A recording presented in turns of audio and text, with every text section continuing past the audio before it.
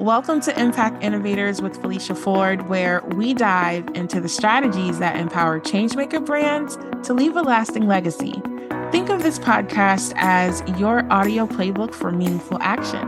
What's possible when thought leaders, disruptors, and pioneers align to share their journeys? I'm Felicia Ford, your host, bringing together the brightest minds and the most groundbreaking ideas to help you drive change, navigate through the sticky stuff, and elevate your brand. Whether you're tackling funding hurdles, looking for growth strategies, or seeking the perfect balance between profit and purpose, we've got you covered. Stay tuned and be a part of a movement that's setting new benchmarks in how we think about progress, community, and doing. Let's innovate, impact, and inspire. Hi, friends. So today's episode is super good. I cannot wait to dig in with you. It is so good. We spoke for so long that we're actually sharing this with you in two parts. So let's dig in for part one. Hello, Changemaker friends. I hope that you are adjusting well to this daylight savings time. Even if you love these late into the day sunsets, I know it can sometimes be a transition for some of you. There's momentum, there's perceived alignment, right?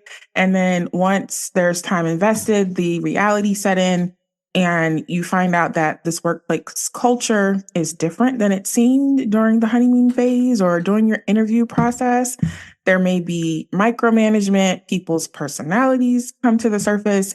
And I mean, this is for all change makers, whether you're an employee or an employer, right? Like you could see as an employer how people's personalities start to come out. And you're like, that's not who I interviewed. I know like some of you who may have partnered or established collaborations that just weren't aligned. And you know exactly what I'm talking about here. It's like there's this phase of performativeness. I don't think that's the word. Performativity. When you get this version of people that they want you to see rather than the truth of who they are. I don't know. It just could be me with, my rose-colored glasses because sometimes I wear those, right? But if you find yourself in this experience, there's a moment where there's this gut check, right? And you're just maybe, again, I can't speak for you, but for me, it's like in the beginning, I'll have a moment where I'm asking myself, is this for real? Am I imagining things? And what I found in my work and have been able to cultivate are those environments that are with like-minded, but also like-hearted people. And, sometimes when we use that language, some people automatically assume that means a nonprofit space. But that's where we're here to help shift the mindset because change makers also exist in political spaces. They exist in business. They're in every industry. In marketing, and I mean, marketing is all about change. But today, it's going to be so good to share with you today about balancing profit and purpose. Now, my guest for today, this woman has Changemaker in her middle name.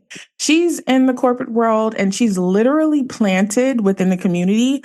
And she's also prioritizing family, leading and empowering others while creating community and serving as a beacon. And that's not AI. Like she's a personified lighthouse. Okay.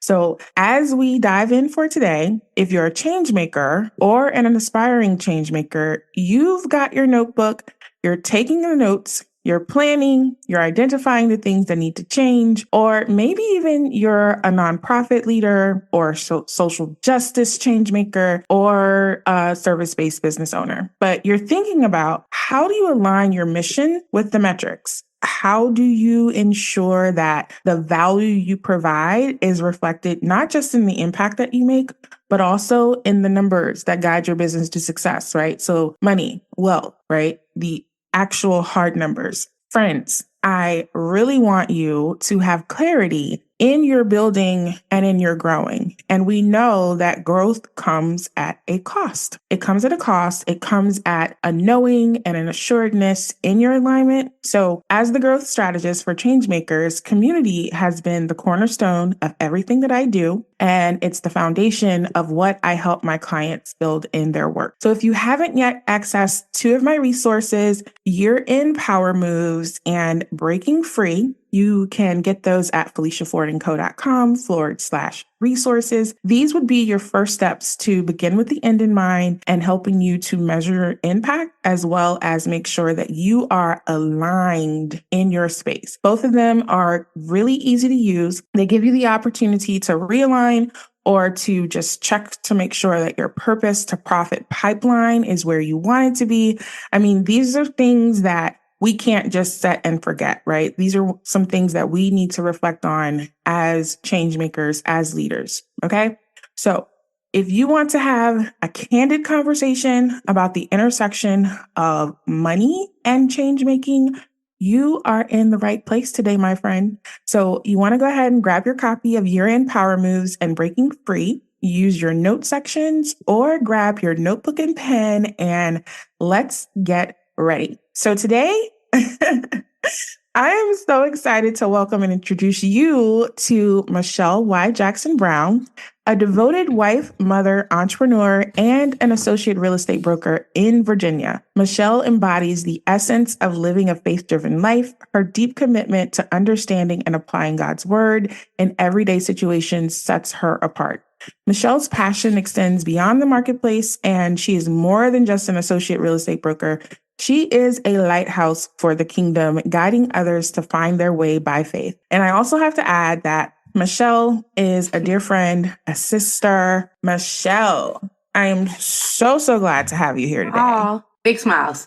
Thanks for having me. I'm like, you just made me just light up. Like, well, thank you. Of course, you're welcome. And we're going to get into a lot today, but first of all, I have to warn you all listening, Michelle and I can talk for days together, right? Like, yes.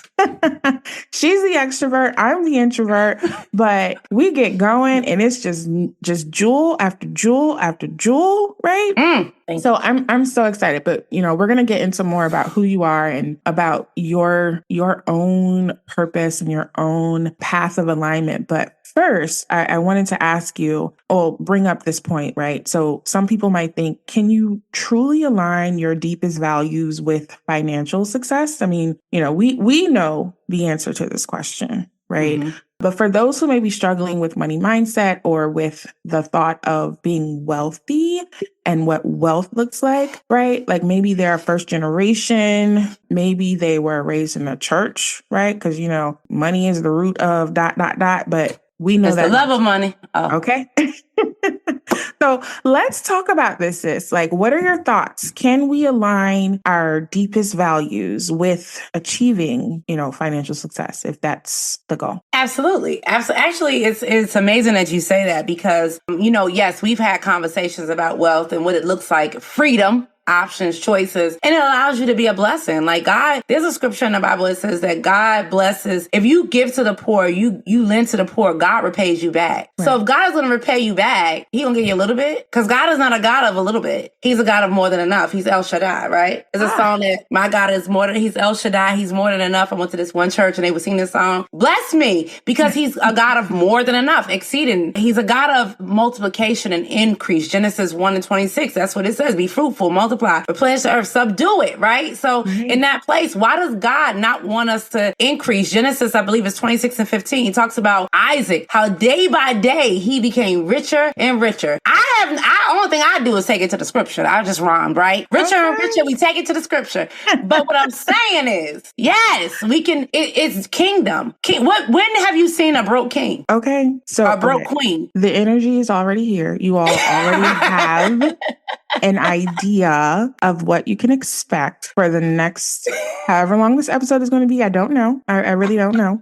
But the energy is here. So when I say grab your notebook and your pen, I mean, this is your second warning. I wasn't ready for that. That wasn't me. I wasn't ready for that. I was not ready for that, but I'm ready. Okay. You said, when have you ever seen a broke king? I don't have an idea of when I've ever seen a broke king. In fact, it's a part of what makes one a king is the riches, right? Oh my gosh. So girl, one day my friend cracks, I crack her up, right? Well, crack many people up, but for many reasons. So this particular reason, like she loves to go to the movies and watch movies in the theater. I'm not really for that. So then, it has to be something that moves me. Now I've watched movies in the past. I do other things in my spare time, probably too many things. But so I like to watch old Bible movies when I do watch movies, right? Some of them. I like Bad Boys and stuff like that. That's from the past, right? But anyway, recently I watched the story of Solomon, right? And one of the things that was so amazing to me about Solomon, first of all, I was looking at their house. I'm like, y'all weren't really rich. Like, not according to now. Like this, y'all live kind of dirty.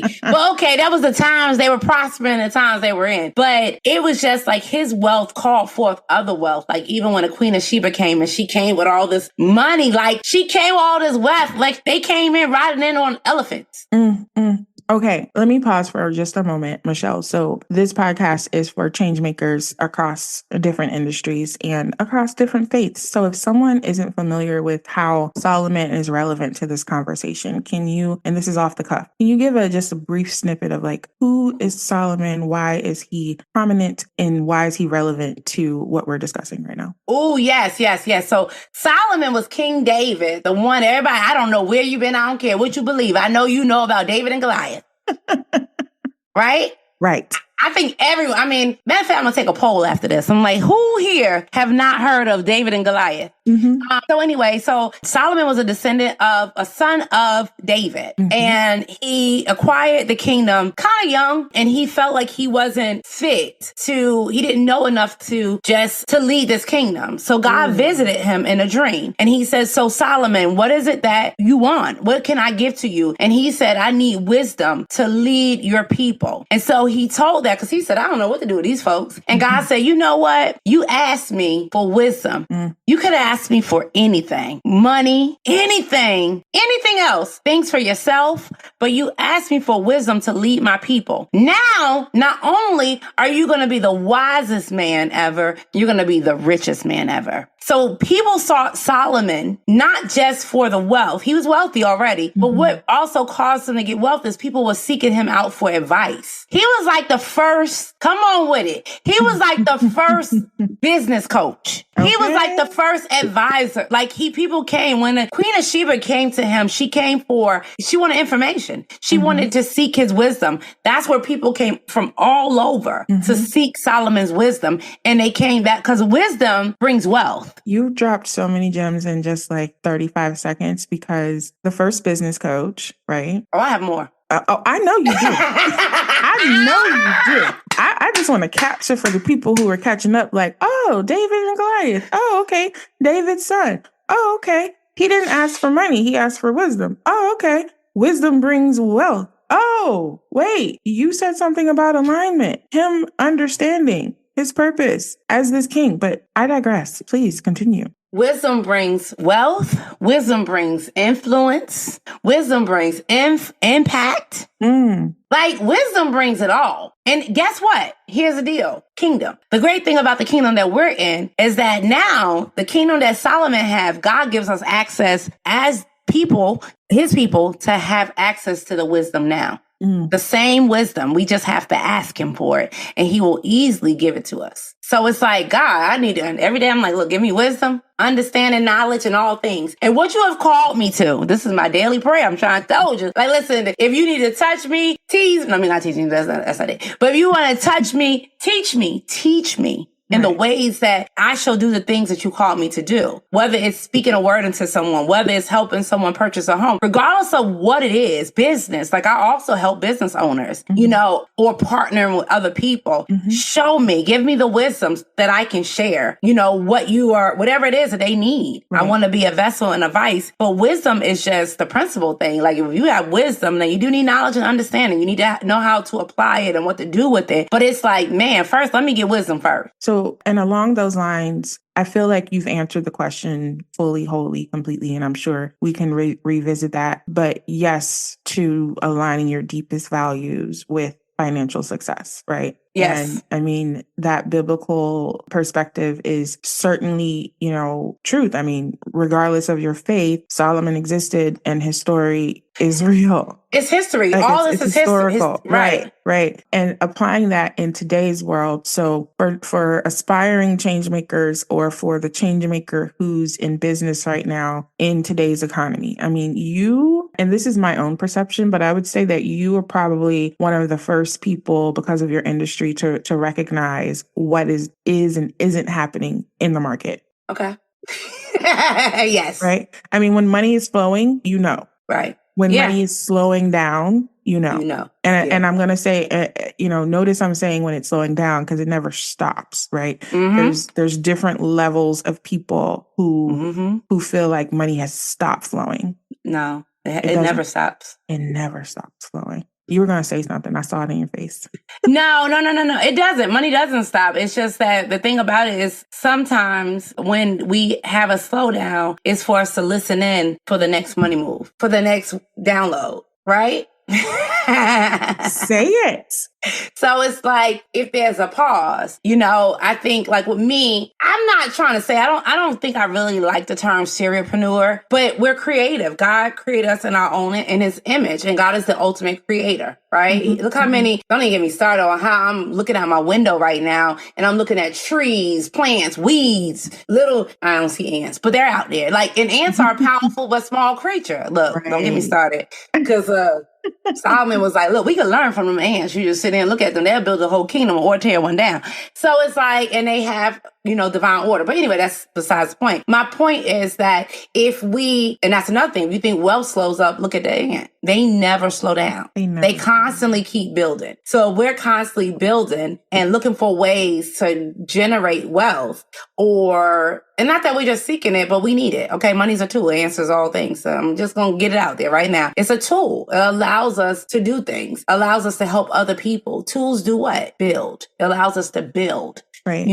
Legacies and all types of things. But anyway, my point is when we slow down and you seem like money slowed down. No, it doesn't. Because what we have to do is you could take that time and perfect your craft. You could take that time, get sharp and set systems. Mm-hmm. It's so many ways that it's a rest time. You take that time, like even in the book of, now I love the Bible. I love Jesus. But I also read books like the 7 Habits of Highly Effective People. And King Solomon talks about sharpening your axe. There's a time, and it wasn't all Stephen Covey, it came from Solomon actually. So, hey, I'm trying to tell y'all, he wrote the book of Proverbs, Ecclesiastes. Okay, he went kind of vanity, Ecclesiastes, but everyone, and let me tell you something, there's non-believers that read the book of Proverbs. I can tell you that. Right. Okay. So Solomon wrote that book. I'm gonna just say la. But anyway, so the thing about it is I got turned up. I don't know what happened. I got turned up. And, wait a minute.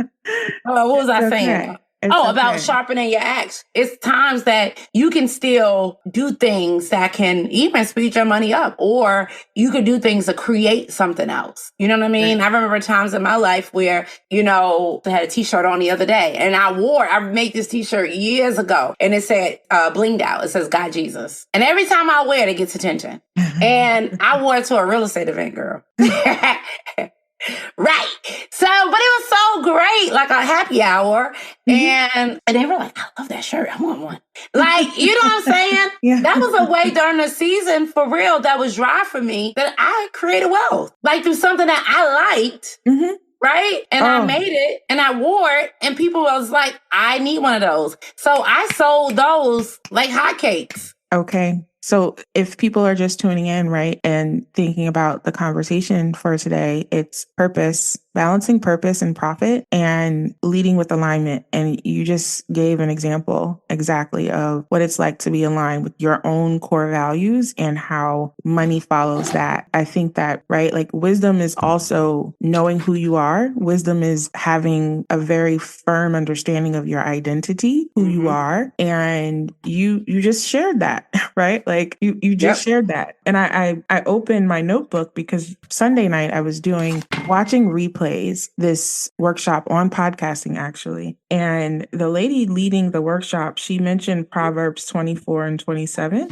And I didn't write down the full verse, but what I did write down was the gist of the verse, which was to get your fields ready. Ooh, okay. Right? Get your fields ready. Ooh.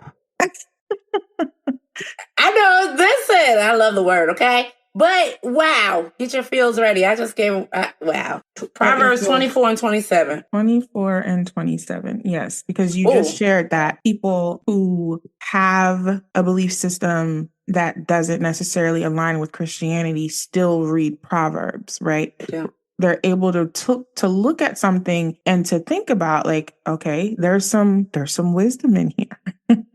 There's some wisdom in here. Now, we know that consumerism has changed as business owners, as a realtor, as a leader. You know, the wealth gap has changed over the last X amount of years. The generations are changing. And I'm going to just reference this for what's happening in the United States. I can't speak to other countries, but what does it look like as a woman of faith to value and prioritize people, empowering those people, but also to have this mindset of, I'm building legacy. I'm building wealth. What's that like for you as a leader? So keep it in mind. Let me make sure you ask this question because I have a whole answer in my mind, but I want to make sure I'm answering the questions because I have a tendency to be over there. All right. So what it looks like as a leader to keep in mind your purpose, that people are the number one thing, right? But also know that you're building something. Right. Because, okay. Yeah, go ahead. So I want to read this word of Proverbs. This is prepare thy work without and make it fit for thyself in the field, and afterwards build thine house. Okay, so that's the word. So here's the deal. So what you're saying that, like I visit this a lot with different people because the thing about believers, and I want to talk about people of faith that's in a marketplace, because that's one of my themes. We're going to build from that too. That's one of my houses we building, okay? So but the thing about it is that I had this conversation with some colleagues. It's like, oh yeah, but I'm in business. God told me years ago my business was my ministry, but my ministry is not my business. And so I was just like, okay. So my business is my ministry. So I'm called to the marketplace. I'm called to the fivefold ministry, yes, but I'm also called to the marketplace. And so here's the deal. It's like you think of a fivefold gift, which wasn't established at the time, but as a prelude was Joseph. Okay. Okay. Because he was a prophet. In Egypt, right? And so God showed me years ago because I knew somebody once that was giving away their business, and they gave away money through their business and they no longer have their business. We're not called to be a fool. So here it goes. Like, say it again, please. We're not called to be a fool. Listen, there's a parable of the talents. God want to know what you're getting back. Did you increase what I gave you? But then not only that, did you increase it? He didn't say increase it and give it away. If he's pleased by that, then he would have been pleased by the one who didn't multiply his talents, but he was not. So anyway, this is what I want to say. God told me personally, Michelle, and I have to, sometimes when I come across other people and believers, people that I respect in the faith, where they're like, okay, I'm going to do this. I'm going to give this. I'm going to do that. I'm like, no, I'm not giving that away. God showed me Joseph. He said, look at Joseph. When Pharaoh had the dream, he said, there will be 7 years of plenty followed by 7 years of famine. What we're going to do in the what we're going to do in the 7 years of plenty is we're going to store up, because the people over there that don't have wisdom, they're not storing up. Right. And so we're doing this, we out here living life, money, anything. All right. So, and I ain't gonna lie, I've done that before. Okay. I've done that. So I'm not saying I won't convict it before. Okay. But you have wisdom now. It's a different set of behaviors and a different mindset about how we are investing and reaping the return on those investments. Right. And aligning and balance and all these things. And so it's like, yeah, we learn now we back on the scene and we're going to do right. So here's the deal. Like, he showed me Joseph particularly, like, I use the word as a plumb line. It's like, I have my own thoughts and wisdom and so forth. Like, okay, fine. But I lean to God. I do. I lean to the word. Okay, God, what are you saying pertaining to this? And he speaks what? His word. Okay. So anyway, in that, he showed me Joseph. And in the 7 years of plenty, he stored up. They built, and then it was 7 years of famine. What happened in that famine? The people had to come to them to buy, to eat, right? And so I said, okay. And then there's a verse in there that says that when they came and they had nothing else to give, to Joseph for what they were getting. He says, no problem. I'll take you. He enslaved the people. So what I'm saying is, he didn't get a lot. Come on, somebody. I'm writing a whole little teaching on this. Okay. I got a whole little study on this. To unpack it just very quickly, what you just shared was for those who are not being good stewards of their gifts and talents, right? They're giving it away, whether you're a business who isn't charging what you should charge, or I don't like should statements, but not charging what you could be charging for the market value of what you offer, or maybe you're a change maker in an employee situation and you think that, well, I'm just going to accept whatever they're dishing out because, I don't know, you just aren't seeing the light right now. But what's happening is that you're giving up on your freedom. You're giving up on your ability to make choices for yourself. You're giving up on your time freedom. You're giving up on your creativity freedom. You're giving up on what you could be doing with your skill set. Now, I'm not telling people to quit their jobs or close their businesses. I'm saying reevaluate your mindset and your approach to how you're doing this work. So that's the unpack, but please do continue.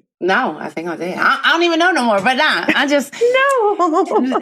No, but that's true. Like, you have to be a good steward. You have to have, that's where wisdom comes in, right? Like, you have to have wisdom, but it's like, it's okay to charge with your word. Joseph didn't say, oh, you have nothing else? Take this. He didn't do that.